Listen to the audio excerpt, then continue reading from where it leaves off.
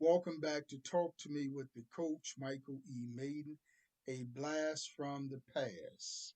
As I'm your host, and we're taking you behind the scene on what it's like being a Major League Baseball player. We got a great show lined up for you today. Andrew McCutcheon, Francisco Lindor, John Garland, Vernon Wells, Lewis Coleman, and last but not least, my main man, Avisail Garcia.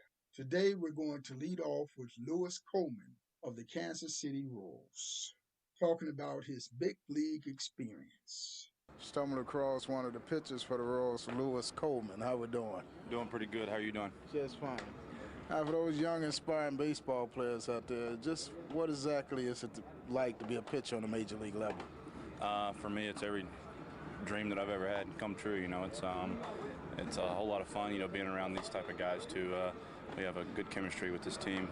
But we have a lot of fun, and I think that's what it's all about. Just growing up and having fun, and just enjoy playing the game of baseball.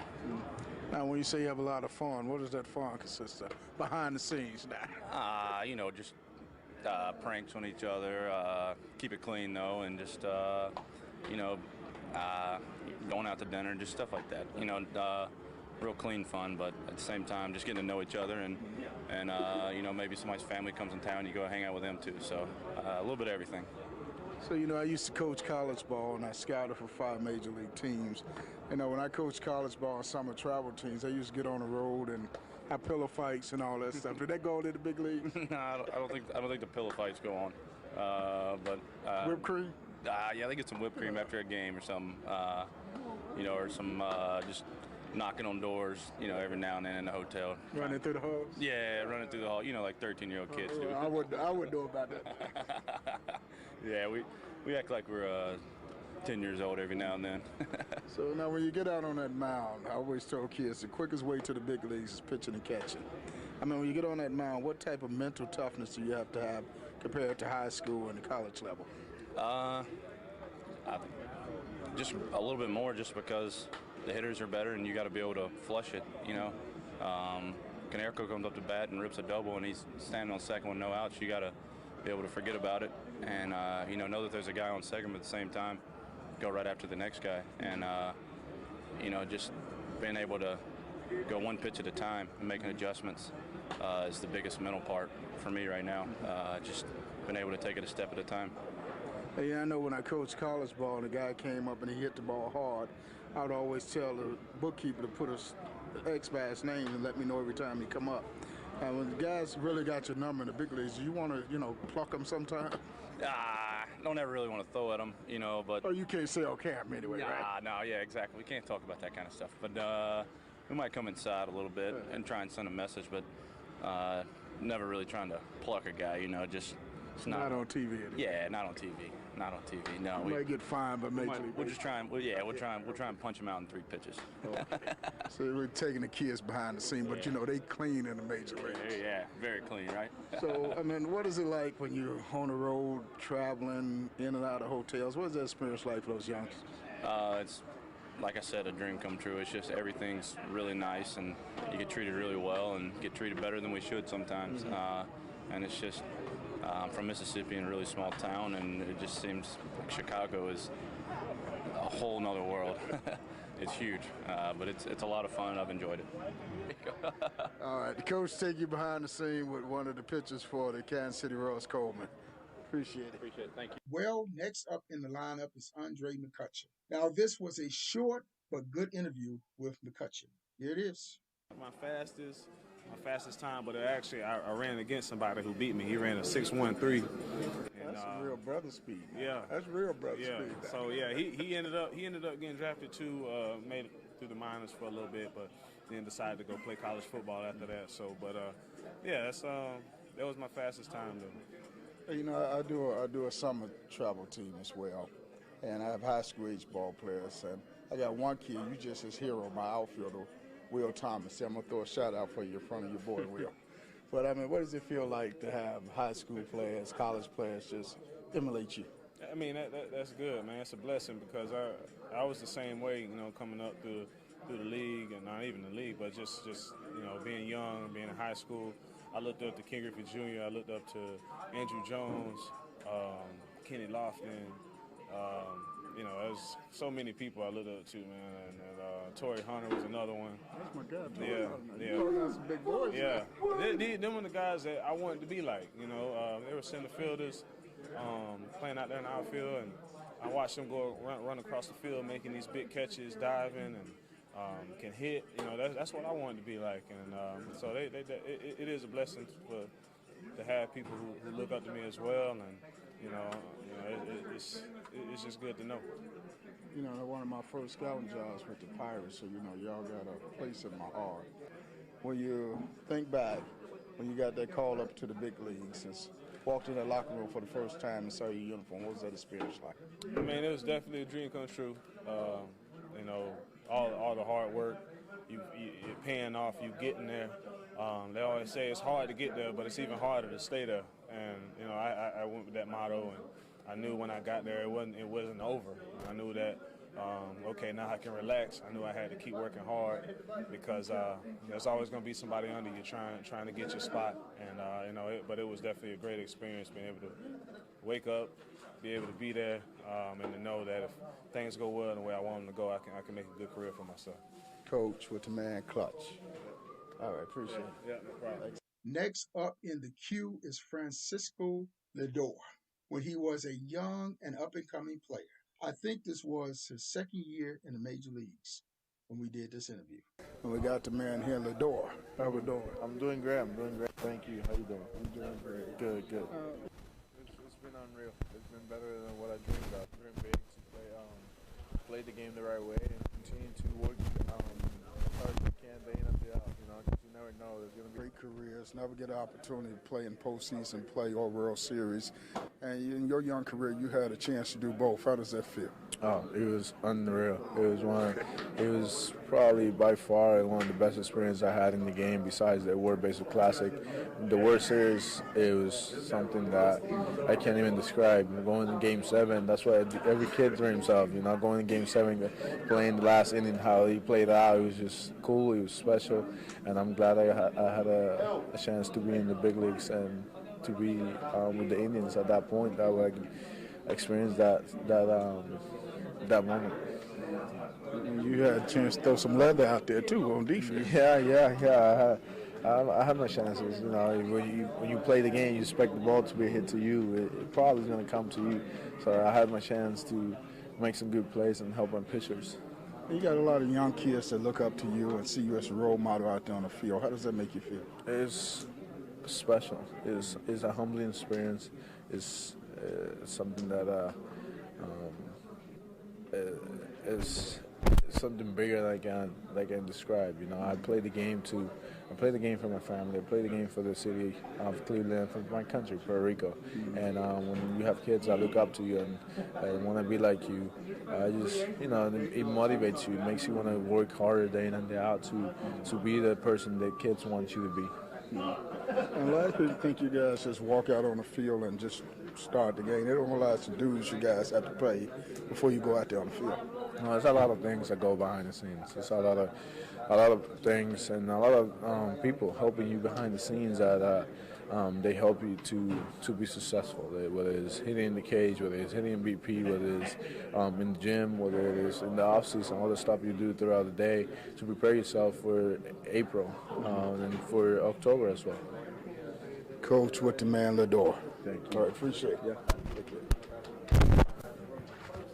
Talk to me with the coach, Michael E. Mayden. A blast from the past as we take you back and share with you some of Coach Mayden's best interviews. www.blastfromthepast247.com. An oldie but goodie with Vernon Wells when he was with the Angels. Got the man for the Angels, Vernon Wells. How we doing today? I'm doing well, thank you. Well, as I mentioned, my show reaches a young audience, so we're taking them behind the scenes to see what it's like being in the big leagues. All right. Now, you had a roughly about 11-year career right now in the big leagues. So what has that experience been like for you? A lot of ups and downs. There's a lot of failure that comes along with this game, and it teaches you a lot. It teaches you how to handle the failure and what you have to do to be successful in this game. And it makes you grow up in a heartbeat. But I've got to experience a lot of good things, and I'm blessed to be where I am right now. And as every kid dream and ambition to play in the big leagues. So what was your role like getting to the big league? For me, it was you go play in cities that you never heard of. You're taking 12-hour bus rides. It's a grind. It takes a lot of work to get to the big leagues, and it's even harder to stay here once you do get here. So it took me 2 years to get to the big leagues the first time. I thought I had it figured out, and then I spent 2 more years in AAA. So I was humbled really early in my career. So when you were in high school, did you know you would play big league ball? After my junior year, I thought I had a chance, and then played on a really good team my summer after my junior year, and then had a really good senior year. And the Blue Jays came calling in the first round, and I started my career then. So what did you do to put yourself on the maps with the scouts? How did you get your exposure, your recognition? I played in some of the best leagues around. Playing baseball in Texas, playing football in Texas, get a chance to see what kind of athlete you are. And I signed my letter of intent going to University of Texas to play football and baseball there, but my passion was baseball, and I think people in scouts understood that. And I had a workout day and after my senior year in high school, and had roughly about 60, 70 scouts and GMs and at this workout, and it was a fun experience for me. So, when I was scouting, we talked about the 5-2s of the game. Did you show off that plus arm to the scouts? I did. That's just one of the things is you got to show off all your talents and what you can do, and sometimes it goes where you want it to, sometimes it doesn't, but sometimes you got to take chances and just throw it as hard as you can. Were you pretty fast? I was really fast when I was young. I can still sneak on some people right now, but I might have lost a step or two since I was that age. So you had the speed, you had the arm. Did you have the bat?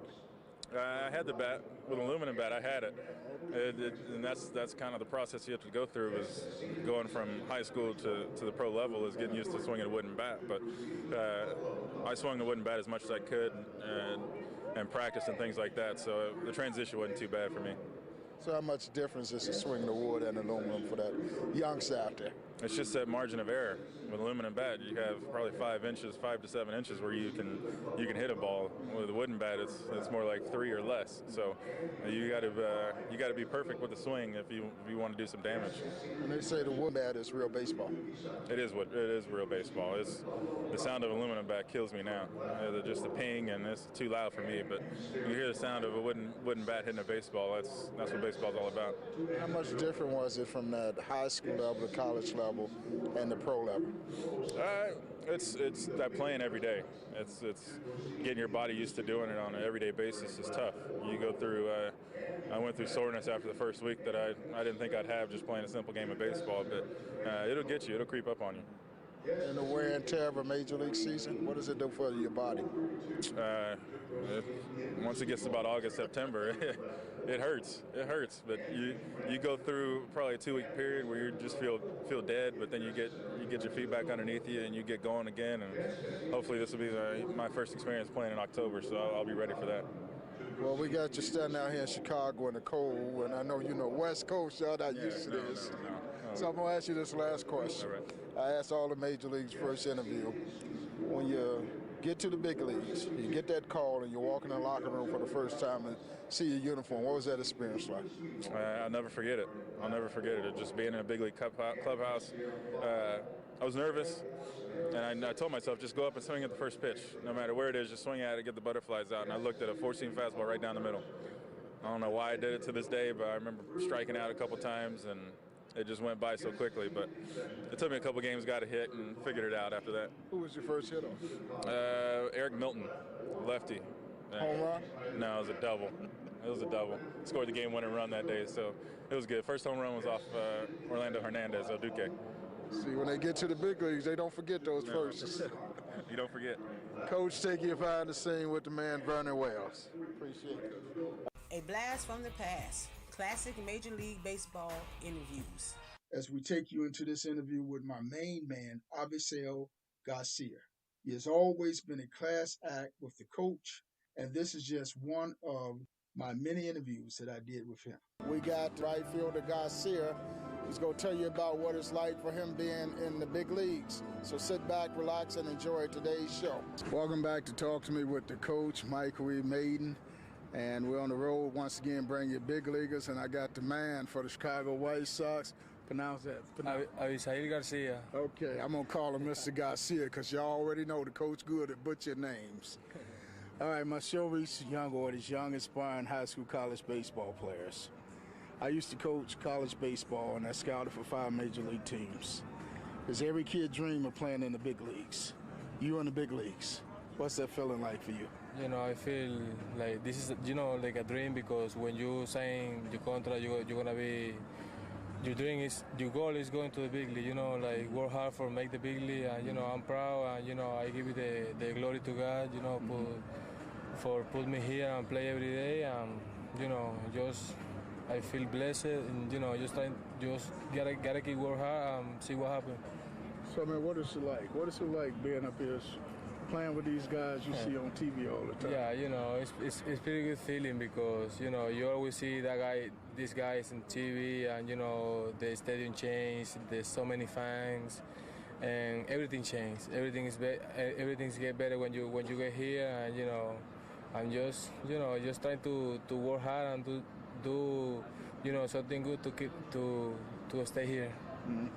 So I mean, you know, Miguel Cabrera, bidding for the Triple Crown. You came up, that was your mentor. He was taking you under your wings before you came over here.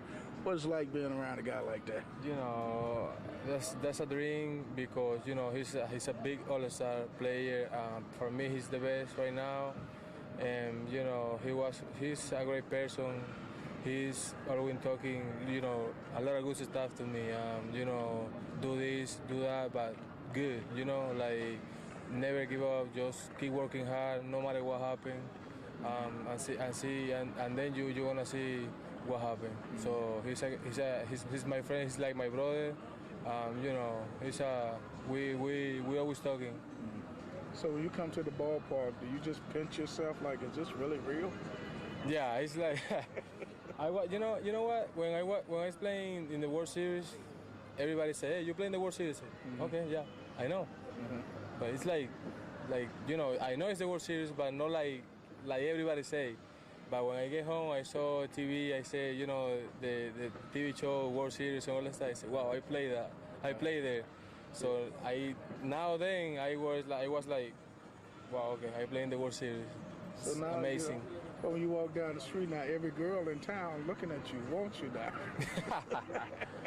Nah, just you know, do my job, man. Just do my job. You know, trying to do my best to win games. That's why we're here. You know, just focus, concentrate, and play hard. So what has it been like being in Chicago? You know, I think it's a great city, beautiful city. They got a lot of good players here. We're like a family here. And everybody's good, man. Everybody say hi to you. Everybody, you know, care about you. I think that's good. That's important in a team. And what about this White Sox, your teammates? I mean, you got guys like Adam Dunn. That's got to be the biggest character around there. Yeah. You know, we're always joking around with Conerco, Adam Dunn, Beckham. You know, the Asa, Viciero, all the guys. We're always joking and you know, trying to have fun, man. Because you gotta have fun in what you do. So, I mean, when you think about being in the big leagues, what would you do right now in exchange for this opportunity? You know, just trying to do my job, play hard, and, you know, trying to win games, trying to pay attention, to focus every day, and prepare myself for, you know, and get experience, you know, for, you know, trying to learn every day something, because in baseball you always learn something, you know. You know, and being traded, you know, the White Sox, are you concerned about the image of too much expectation being put on you that it makes you hard to live up to what you need to? No, I just, you know, focus on my job, focus on what I gotta do to getting better, because that's not gonna happen like this. You gotta work on that. You know, you gotta keep working. You gotta get experience and just play hard and focus. You're getting big league now. See, you're getting big league now. Yeah. So let me ask you this last question. When you walked in that locker room for the first time, Major League locker room and saw your uniform. What was that feeling like? I feel nervous. Nervous, like that's really happened right now. Yeah. So, deserve it, have fun. I just deserve myself, to be here. Trying to love the play, the game, what I play, and trying to do my best. That's it. Did you cry? Huh? Did you cry? Nah. He won't tell you on TV land. Coach on the road taking youngsters behind the scene with the man, Mr. Garcia. All right, appreciate it. All right, take care. And moving along, we ran across Chris Carter, who shared with us his experience in the big leagues. And here we go. Taking our youngsters behind the scene on what it's like being a major league ball player. So what has this experience been like for you? I mean, it's the best experience I've ever had. Coming out of high school, it's a dream come true. I pretty much went up one level at a time. Went to rookie ball, went to short season, low A, high A, double A, triple A. We got to the big leagues. I was up and down between the big league and triple A for 3 years, and then got traded to Houston. And ever since then, I've been an everyday player here. Yeah, and most kids think that you guys get drafted and the next day you're in the big leagues. They don't understand. You got to pay some dues to get here. Yeah, it's a long grind, long road. It's a lot of work ahead of you. Grind it out and keep working hard every day. Mm-hmm. So, what goes into an average day for a major league ball player? Today I got here at about 2:30. Watched a video on the pitcher today. Hit in a cage. Worked out for a little bit, and then a little step before I came out here. Batting practice on the road at 5, and then a game at 7. So most kids think you get here at 6:30 for a 7 o'clock ball game. Yeah, no, I'm here. 8 hours a day at least every day. So no short days here. So I've always told my guys that the way to get to the big leagues is you got to have exposure. Somebody got to know about you. So what did the exposure come about for Chris? I think it was just I played high school ball in Vegas. It wasn't never big there yet. At that time. Now we got guys like Gallo and Harper and Bryant with the Cubs. All those guys are there now. More exposure. But when I was playing, I was one of the only guys. It was me and Mike Dunn, guy with the Marlins, who got drafted out of there around my time. And there wasn't much exposure. We played a couple tournaments out in Arizona, but other than that, we really didn't do much. And I guess somebody saw us then. So I'm in Vegas. I thought all you do in Vegas is just gamble. I didn't know they play baseball down there. No, the weather's great there year-round. It's not like out here in Chicago where the winter you can't do anything, But right now, this is the winter in Vegas, pretty much. So, scouts got wind of you. They start coming to your games. I know you had to feel like $1 million, and those scouts was coming to see you. Yeah, there's a lot of scouts, first started out 3-4 my junior year of high school, and then took my senior year. There was 6, 7, 8, sometimes, 10 to 15 per game, depending on where you played at or who were playing. You must have been the man. You was getting 10 to 15 scouts out there. No, I was still, I was a lot smaller back then, played third base, a lot different of a hitter back then, but there's some talent there, just it's raw at that time. So, when we talk about the 5.2s when I was scouting, what was the tool that got you over? I don't know, I had the power, had an arm, played third, ran a little bit, but I wasn't like a 5-tool player. I was like more 3 maybe at best. Three. You try to tell my audience you was the man, huh? No, not like the man, but You got you here though. Yeah, it got me here. I was the high pick. I was drafted in 15th round, but I still got here. Yeah, and coming up through the minor leagues and different guys. Who were some of the guys that your mentors along?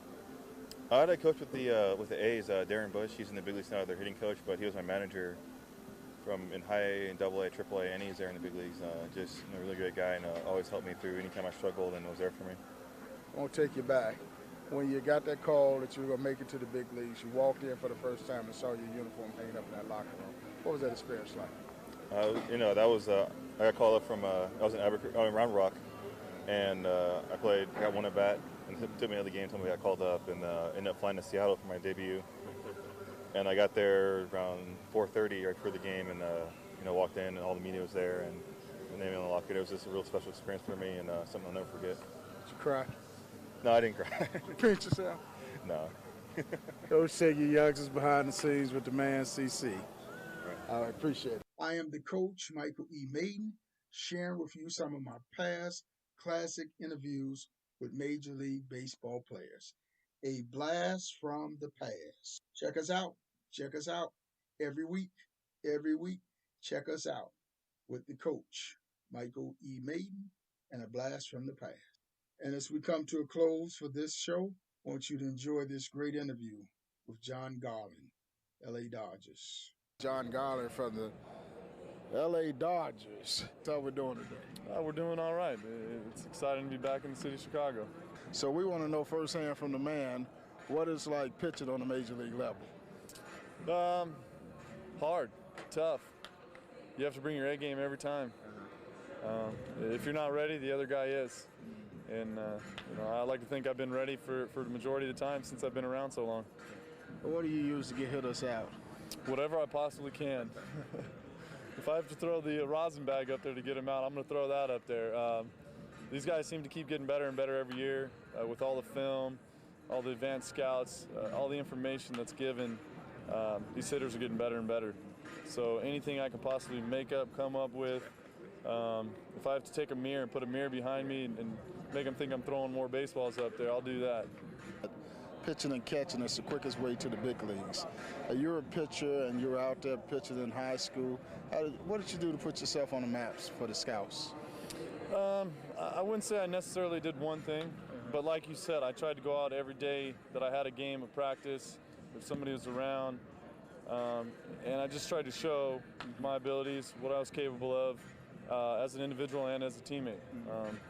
Because it's not all what you can do, it's what you can do for your teammates as well, and that doesn't go unnoticed. When a guy's out there getting the bunt down, or a pitcher comes in and saves a run or saves a couple runs, he doesn't have to have the greatest stuff, doesn't have to have the greatest tools. If you're out there playing the game and you're doing the right things, it's going to get noticed. It's about keeping hitters off balance on this level. It really is. It's plus and minus. Take off, add, take off, add. That's what the game is, timing. And if you can keep a guy off his timing, off that, you're going to be successful. So as a pitcher, what do you do for preparation to get yourself ready for a game, to keep your arm in shape? I'm doing the same thing that they are. I'm going over film, I'm going talking to our advanced scouts, talking with my pitching coach, trying to figure out every little detail. If a guy's a guest hitter, if he's looking one way, if he's not looking one way, certain little things that he does. Talk to other pitchers that have pitched against guys, and watch as much film as you can to try and prepare yourself. So when you catch hitters off guard, what a particular pitch, do you keep that pitch for the later innings that you can get them out with? There's times. If you know a certain hitter, you might not throw him a pitch his first two at bats because you want to show it to him his third at bat, or a big situation with a guy on in scoring position. You might have to break it out. But you always try and hold a little something back. But at this point in my career, it's kind of tough to do that unless I'm inventing stuff out there. Everybody's seen me so much these days, and there's so much film that it's really no surprise. So when you go out and you see the Yankees and teams like that, do you just sometimes, think about you one time was sitting watching these players on TV? Absolutely. I can remember vividly when I first got called up here to the White Sox, being in the same clubhouse with Frank Thomas. And this is a guy, when I was in high school, you heard a lot about, even in California, the things that he was doing on a baseball field and his sheer size. And I was a little bit awestruck. I was a little bit taken back, those first couple years going around the league and facing guys, like you said, that you watch, that you grew up watching. But I think that's the fun of it, and that's the experience. Now, when you see these guys, you sometimes get the urge to want to go over there and ask them for their autograph, or you got to act like one of them. So. No, I get autographs all the time. I'm more of an autograph hound for my own personal collection than a lot of these people you see out here. And to me, I think that's one of the highest forms of flattery is when somebody in the same business as you thinks that highly of you to ask for an autograph. All right, now let's take us back for that youngster out there that's watching this game. It was your dream, I assume, to play big league ball. You got that opportunity. You got that call up to the big leagues. When you walked in the locker room for the first time and saw your uniform, what was that experience? I didn't walk in, I floated in. You know what, I like to think that at the time I was composed, I was ready for it. I can remember vividly, and nowadays, my older days, I look back on it and my feet never hit the ground. Such a young kid at the time, and getting that opportunity, and it was a whirlwind. It went by so fast. It went by in a flash. But I think that's the fun of it now, to think back on it and to look how far I've grown and see how much that I've learned. Did you pinch yourself? I still do. Did I you still cry? do. I didn't cry. I didn't cry. I'm sure my mother did. But I pinch myself every day, even when I step out on the field, to think that this is an office I share with my fellow teammates and just the experiences that we have out here. Remember your first win? First win came against Milwaukee Brewers. Milwaukee Brewers. Coach on the road, take you behind the scenes with the man, John Garland. Appreciate it. Absolutely. All Thank right. you. Thanks a lot. A blast from the past with the coach, Mike E. Mayden. Classic interviews from the past and the present. Thank you for tuning in today. Visit our website for updates and coming events. Blastfromthepast247.com. Blastfromthepast247.com. Click onto the link and follow us on Facebook. Make sure you tune in to the next show. Peace.